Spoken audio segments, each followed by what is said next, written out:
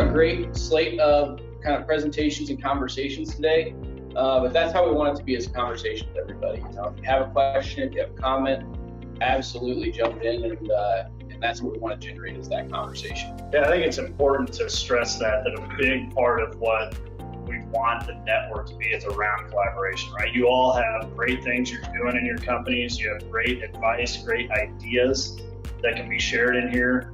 You know, it's a pretty safe environment to share things, and so we hope to encourage it. That's what we really wanted out of these live sessions too. So we're going to just talk about developing a safety and health management approach, a system. Most of us are very comfortable that we have all the regulatory pieces in place. We've got a lockout tagout program. We've got a confined space entry program, fall protection, silica, whatever that is. We, based on the regulatory requirement, we've developed a program to address that. And so there's a definite, clear, definitive, very visual return that we can experience by doing all the things. It becomes, somebody mentioned earlier, it's almost like a byproduct of working safely. We do all these things and build the culture. We get rewarded with some returns on it. And a worker simply enters a unique personal code identifier. We use cell phone numbers all the time, employee ID number.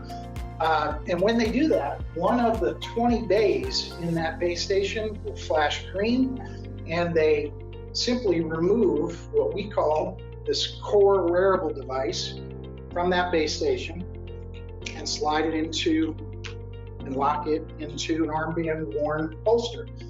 It then begins passively collecting data from the environment around them without them having to do anything. It's like when you're walking around, learning their names, talking to them. Hey man, is there anything bothering you? Is there anything you could do better around here? Is there anything that we're not doing right? Like an honest conversation.